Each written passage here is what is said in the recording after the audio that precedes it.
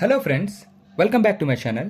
Today in this video we are going to learn how to solve reliability problems using 3 sigma and 6 sigma. Okay, we will understand the concept in such a way even if any question come from this concept you can answer it very easily. So definitely there is a need to learn the concept before going to exam. Okay, to score the minimum marks and as well as good marks. Okay, now first of all let us read the question. A product is made up of 10 independent components. Okay, a product is made up of 10 independent components. That means if you are cooking any delicious food, think that delicious food is made up of 10 ingredients. Okay, yeah. So what we need to find? We need to find the probability that the product has substantial quality using 3 sigma approach and the product has substantial quality using 6 sigma approach. So what is meant by this substantial quality? So here the substantial quality in simple terms, if you want to say, it means the probability, okay, probability that the complete product is defect free and performs satisfactorily.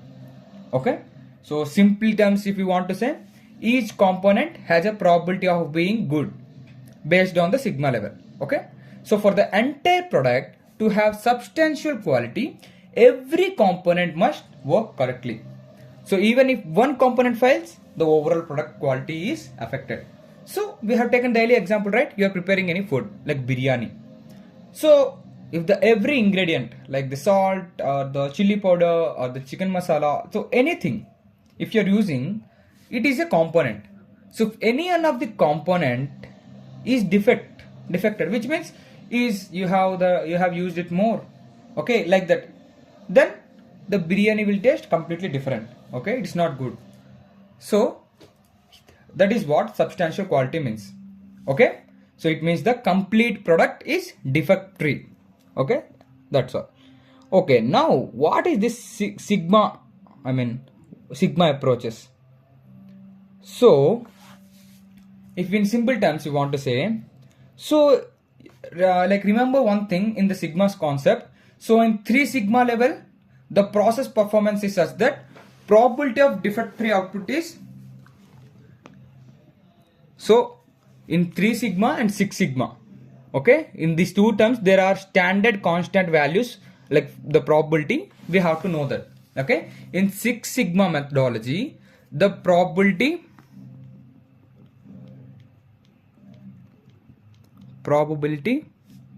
that a component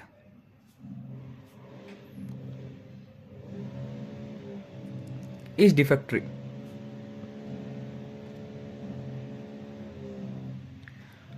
So for 3 sigma the probability is 0.9973. So in 6 sigma methodology the probability for 3 sigma approach is 0.9973 and for 6 sigma the probability is 0.999966, 5 nines and 2 sixes. Okay, so remember these two values. Okay, for 3 sigma the probability is 0.9973 and for probability for 6 sigma the probability is 0.999966. So since the components are independent, as we have seen, the components are independent, the probability of product quality, that means substantial quality, we can say, the probability of product quality is equal to the probability of component quality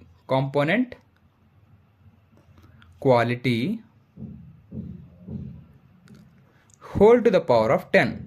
Here we can write n. N is nothing but n number of components. Okay, so for first one, for 3 sigma approach the probability is 0.9973.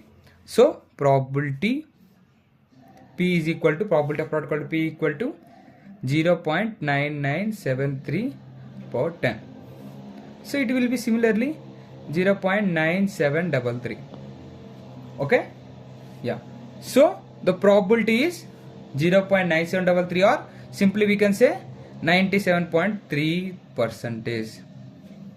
The probability using 3 sigma approach is 97.3 percentage, whereas if you use 6 sigma approach, the probability will be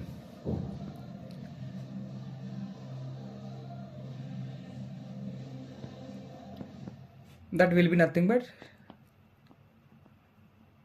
4 9s and 6 6 like that.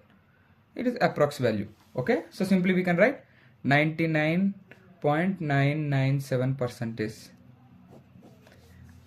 Okay, so here the probability using 3 sigma approach, probability using 6 sigma approach. What are the things you need to remember? The values 0.9973 for 3 sigma and 0.5926 is for 6 sigma. Okay, if you remember that, here there are 10 independent components, so we have taken the value 10 here, the power. So the probability of substantial product quality using 3 sigma is 97.3 percentage, and the probability of substantial product quality using 6 sigma is 99.997 percentage. So that's all, it's enough. See, just remember these two constant terms and know this formula and given number of terms. That's all. It's very easy, right? So similarly, we are going to solve other problems in this subject. So make sure to learn all this before the exam. Like, it will really help you in that exam. Thank you, and subscribe for more videos.